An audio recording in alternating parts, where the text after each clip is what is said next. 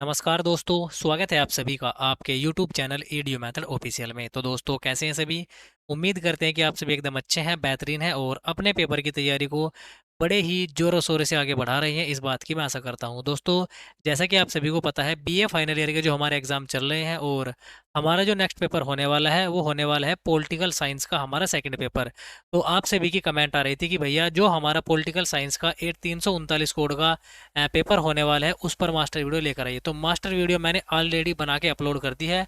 तो जिन भाइयों ने अभी तक मास्टर वीडियो नहीं देखी है उनसे विनम्र निवेदन है कि आप जाकर मास्टर वीडियो देखिए, आपको बहुत ज़्यादा बेनिफिट वहाँ से मिलेगा और सीधे सीधे क्वेश्चन आपको मास्टर वीडियो से हमारी मिल जाएंगे आपके पेपर में। और आप सभी की बहुत ज़्यादा कमेंट आ रही थी कि भैया मास्टर वीडियो तो हमने कर ली है अच्छे से, अब आप हमारे लिए एक बेहतरीन 100 क्वेश्चनों का मॉडल पेपर लेकर आइए जिससे कि हमारी तैयारी और भी बढ़िया तरीके से आगे बढ़ जाए और भी हमारी तैयारी जो है अच्छी हो जाए।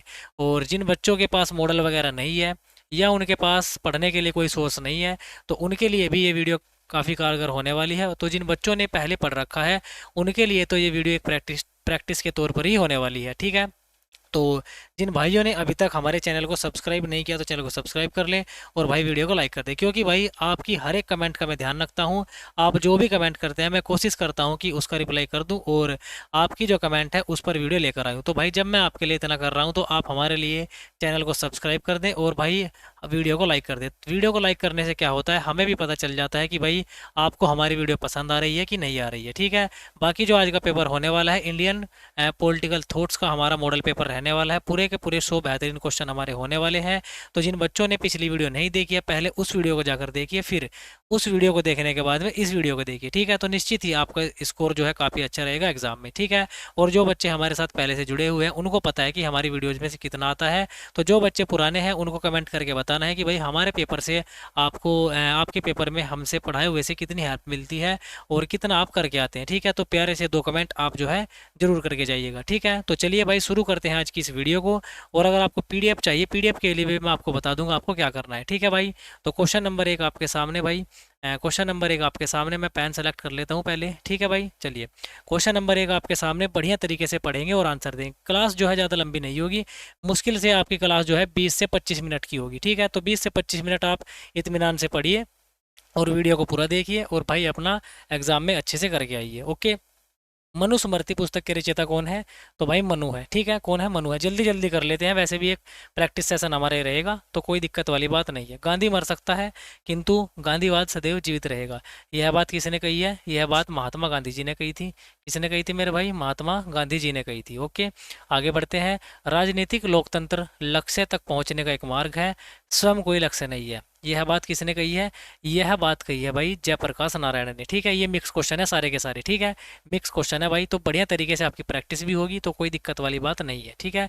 राष्ट्रवाद उदात्त तथा देवी शक्ति का प्रतीक है, यह बात किसने कही थी? यह बात कही थी भाई अरविंदो घोष ने। किसने कही थी? अरविंद घोष ने यह बात कही थी।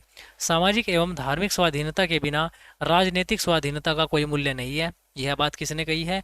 यह बात कही है महात्मा गांधी जी ने। किसने? महात्मा गांधी जी ने यह बात कही है। हमें अपने देश के प्रति अपना कर्तव्य पूरा करना है, यह कथन किसका है? तो भाई क्वेश्चन नंबर 6 का आंसर है हमें अपने देश के प्रति क्या करना है? अपना कर्तव्य पूरा करना है। तो ये बात कही है बाल गंगाधर तिलक ने। तिलक को भारतीय अशांति का जनक किसने कहा है? तिलक को जो है भारतीय अशांति का जनक कहा है वैलेंटाइन सिरोल ने। किसने कहा है? वैलेंटाइन सिरोल ने। धर्मशास्त्र का आदि प्रणेता किसे समझा जाता है? देखिए भाई, धर्मशास्त्र का जो आदि प्रणेता है वो किसको माना जाता है?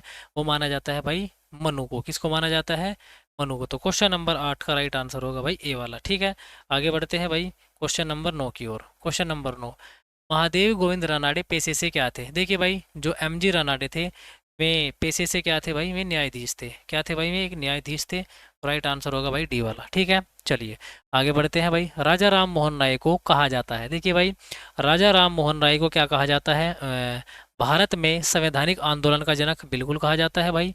तो नवीन भारत का संदेशवाहक भी कहा जाएगा और आत्मीय सभा के संस्थापक भी यही है। तो राइट आंसर होगा ये सभी। तो मैंने आपको पहले ही समझा रखा है कि भाई अगर आपको ऑप्शन में ये सभी मिले, ये दोनों मिले, ए व भी दोनों मिले, तो आपको क्या करना है? इसको ही टिक करना है, ठीक है। आगे बढ़ते हैं भाई। सांप्रदायिक एकता नामक पुस्तक किसकी है? तो सांप्रदायिक एकता, ये जो हमारी किताब लिखी है महात्मा गांधी ने, किसने लिखी है? महात्मा गांधी जी ने। प्रथम भारतीय जो सोवियत संघ में कम्युनिस्ट इंटरनेशनल के सदस्य बने, तो कम्युनिस्ट इंटरनेशनल के सदस्य कौन बने हैं जो हमारे प्रथम भारतीय हैं?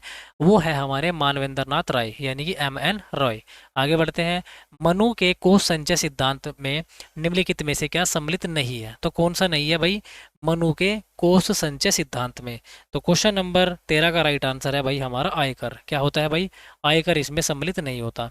आगे बढ़ते हैं। भीष्म ने निम्न में से राज्य की उत्पत्ति किस सिद्धांत का समर्थन किया है?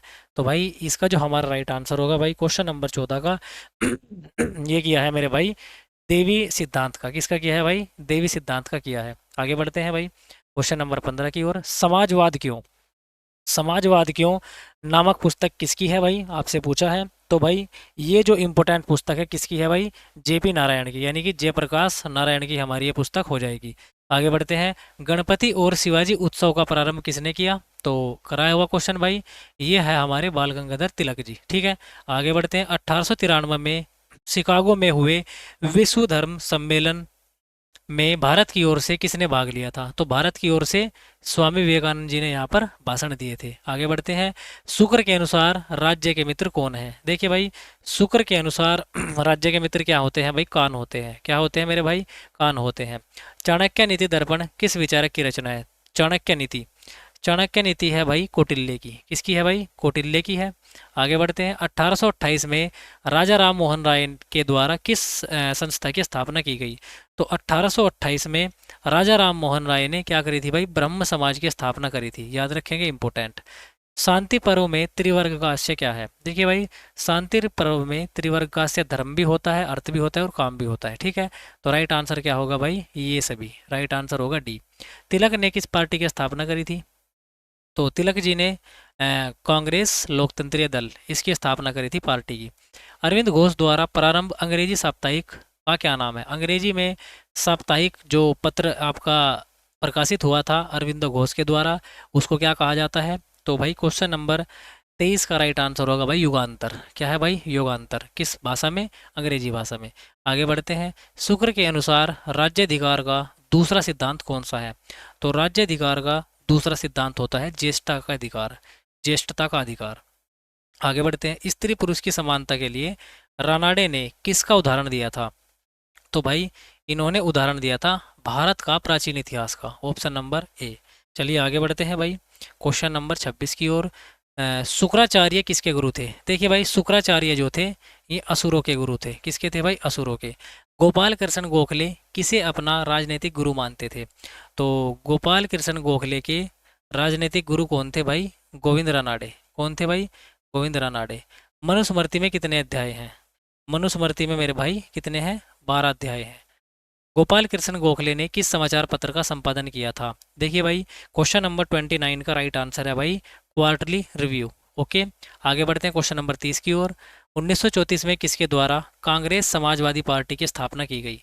तो कांग्रेस समाजवादी पार्टी की स्थापना 1934 में किसने करी थी भाई? ये करी थी JP नारायण ने, जयप्रकाश नारायण जी ने। आगे बढ़ते हैं भाई क्वेश्चन नंबर 31 की ओर। निम्नलिखित में से कौन सा समाजवादी विचारक नहीं है? तो समाजवादी विचारक कौन से नहीं है भाई? अंबेडकर जी, डॉक्टर BR अंबेडकर जी नहीं है। तो राइट आंसर होगा सी वाला। आगे बढ़ते हैं क्वेश्चन नंबर 32 की ओर। Question number 32। अरविंद ने निम्न में से किस अवधारणा का समर्थन किया? तो अरविंद जो है स्वराज के भी समर्थक थे, व्यक्तिवाद के भी और स्वतंत्रता के भी। तो राइट आंसर होगा भाई ये सभी। आगे बढ़ते हैं भाई।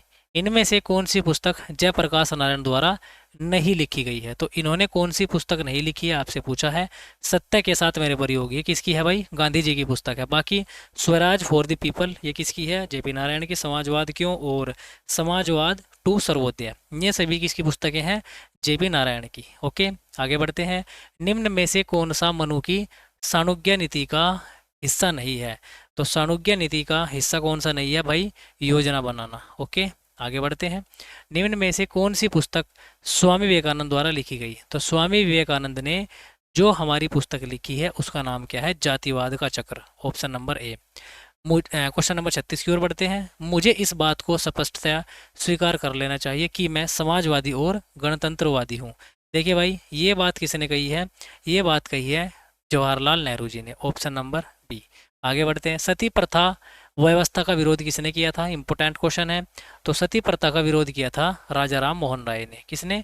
राजा राम मोहन राय ने। स्वामी विवेकानंद किसके शिष्य थे? तो स्वयं स्वामी विवेकानंद के गुरु का नाम आपसे पूछा है, तो इनके गुरु का नाम था Swami Ramakrishna Paramahamsa, option number B.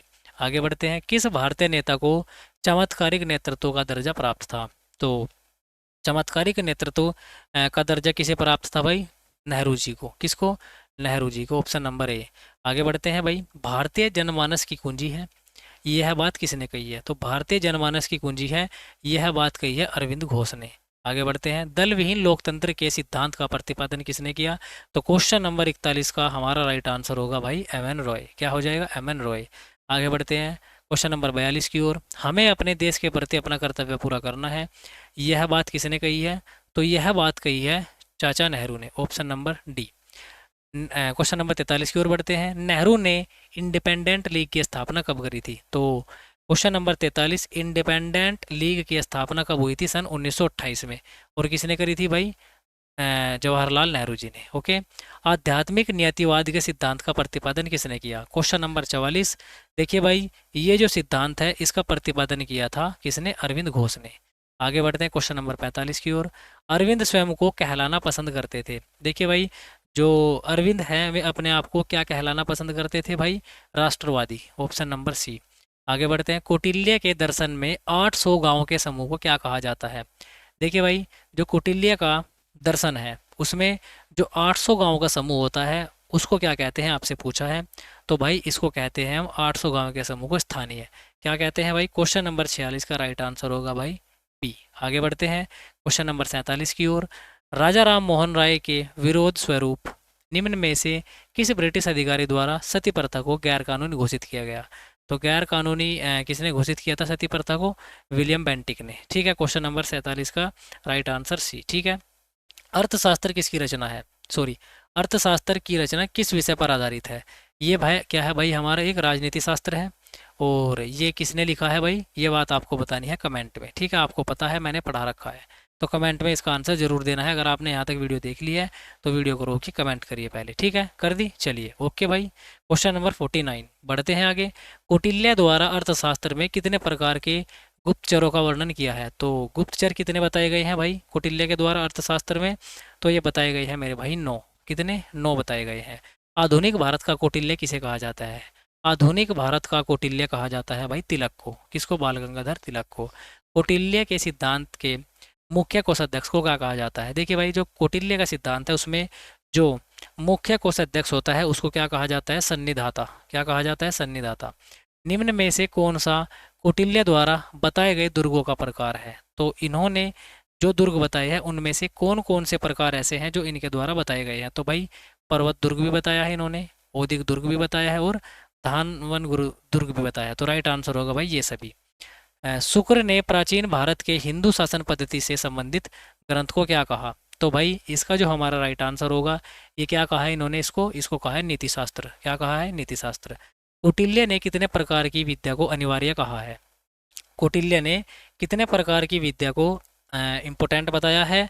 तो भाई 4 प्रकार की विद्या है, ऑप्शन नंबर ए। आगे बढ़ते हैं, एम एन रॉय के अनुसार निम्न में से कौन सा स्वतंत्रता का स्तंभ है? तो स्वतंत्रता का स्तंभ कौन सा है भाई? ये है हमारा मानवतावाद। ठीक है, आगे बढ़ते हैं क्वेश्चन नंबर 56 की ओर।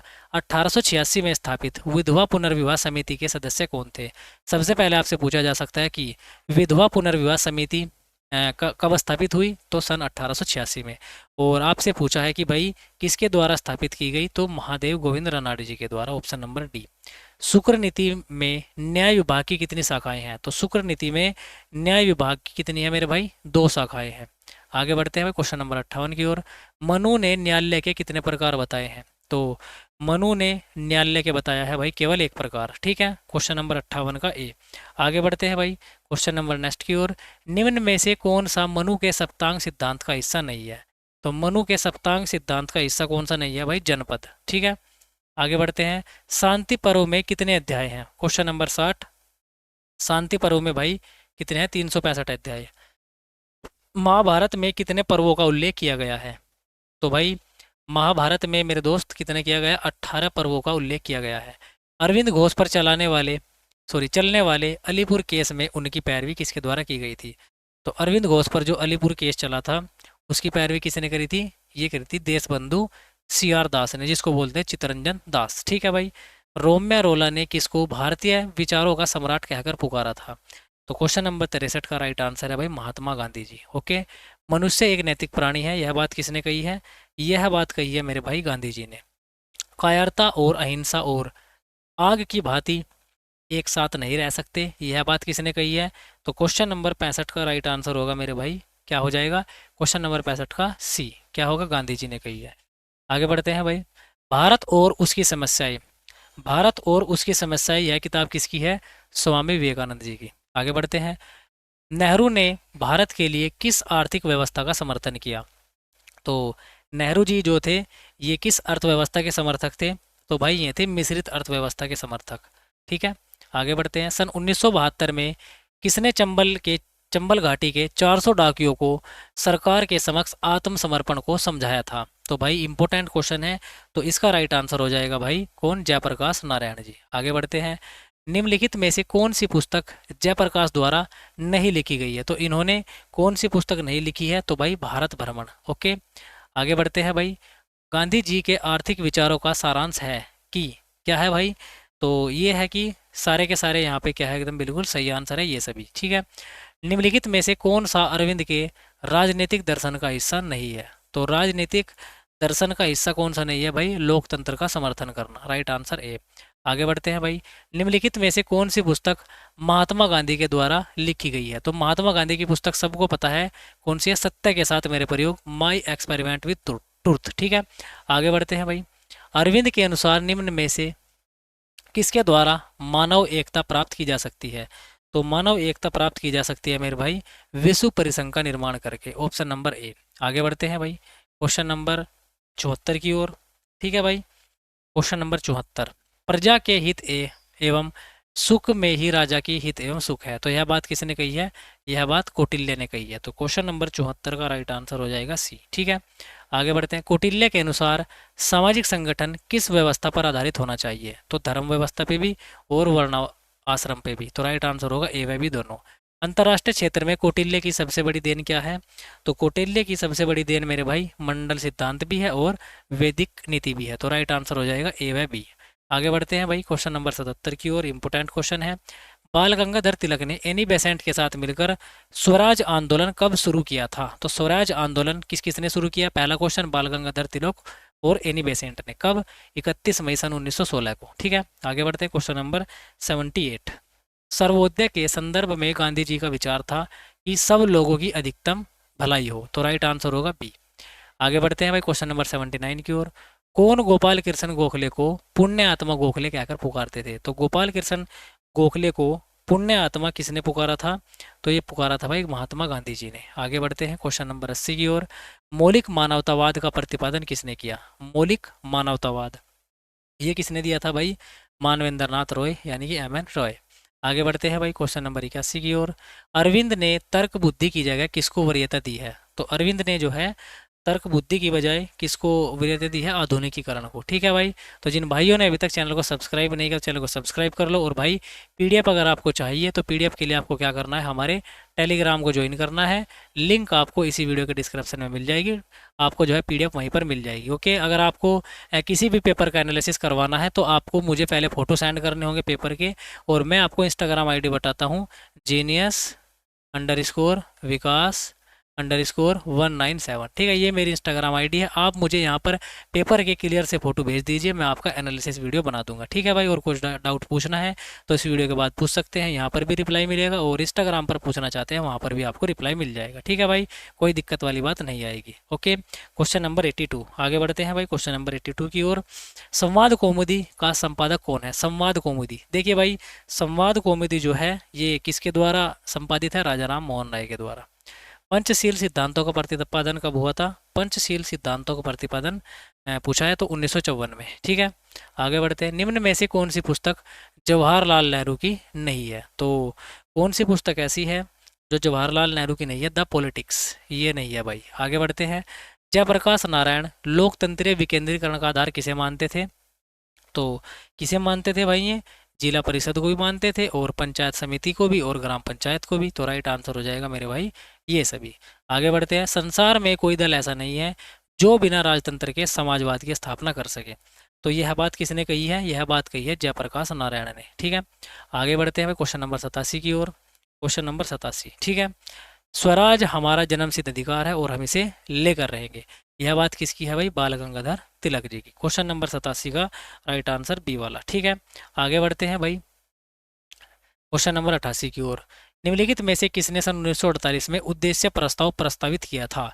तो उद्देश्य प्रस्ताव प्रस्तावित किया था मेरे भाई नेहरू जी ने। ठीक है, क्वेश्चन नंबर 88 का बी। आगे बढ़ते हैं भाई 89 की ओर। भारत की समाजवादी सरकार पूर्णतः प्रजातांत्रिक होनी चाहिए, प्रजातंत्र के बिना समाजवाद अचिंतनीय है। यह बात किसने कही है? तो मेरे भाई यह बात कही है जयप्रकाश नारायण ने। किसने कही है?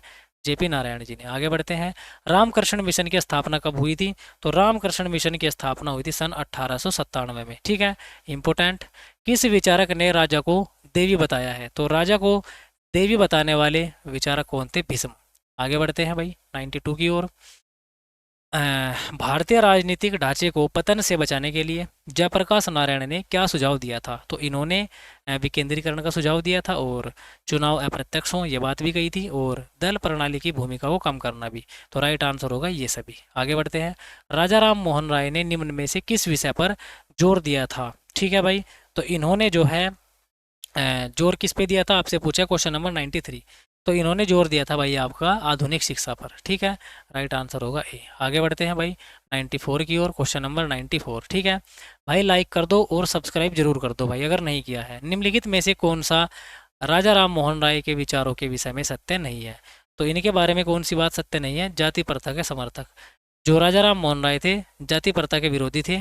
तो राइट आंसर होगा भाई डी वाला। गोखले की राजनीतिक वसीयतनामा पुस्तक कब प्रकाशित हुई? ये हुई थी भाई कब? 1917 में। राजा राम मोहन राय ने न्यायिक व्यवस्था में जूरी अधिनियम कब पारित किया? जूरी अधिनियम आपसे पूछा है, तो जूरी अधिनियम मेरे भाई इंपोर्टेंट है, 1826 में पारित हुआ था। ठीक है, आगे बढ़ जाते हैं भाई क्वेश्चन नंबर 97 की ओर। जाति का आधार जन्म नहीं कर्म होना चाहिए। यह बात किसने कही है? यह बात कही है राजा राम मोहन राय ने। आगे बढ़ते हैं भाई 98 की ओर। क्वेश्चन नंबर 98, भारत का मेकियावली किस विचारक को कहा जाता है? तो भारत का मेकियावली कौटिल्य को कहा जाता है भाई, इंपोर्टेंट। निम्न में से किस विचारक ने अपने आदर्श राज्य को अहिंसात्मक समाज के नाम से पुकारा है? तो राइट आंसर होगा भाई 99 का। कौन भाई? गांधी जी। ठीक है, आगे बढ़ते हैं। आज की क्लास का अंतिम क्वेश्चन भाई, क्वेश्चन नंबर 100। ठीक है भाई, तो रनाडे ने भारतीय अर्थव्यवस्था के लिए किस दृष्टिकोण को उपयुक्त बताया है? तो क्वेश्चन नंबर 100 का राइट आंसर होगा भाई डी वाला। ठीक है, राज्य की राष्ट्रीय आवश्यकता की पूर्ति के लिए राष्ट्रीय उपकरण के रूप में मान्यता देने की नीति। ठीक है, ये क्या हो जाएगा? हमारा राइट आंसर हो जाएगा। ठीक है, इस प्रकार से भाई हमने मास्टर वीडियो भी कंप्लीट कर ली और अपना 100 क्वेश्चनों का मॉडल पेपर भी कर लिया है। ठीक है, तो उम्मीद करता हूँ कि आप सभी की तैयारी इस पेपर की बहुत अच्छी हो गई होगी, और अगर नहीं हुई है तो इस वीडियो को कई कई बार देखिए, पिछली वीडियो को देखिए, अपनी मास्टर वीडियो को, और भाई अपनी तैयारी को बढ़िया तरीके से करके जाइए, जिससे कि आप एग्जाम में एकदम बढ़िया तरीके से अपना स्कोर कर पाएँ। और बाकी मेरी तरफ से सभी बच्चों को फिर से बहुत बहुत शुभकामनाएं, और जिन भाइयों ने अभी तक चैनल को सब्सक्राइब नहीं किया तो चैनल को सब्सक्राइब कर लो।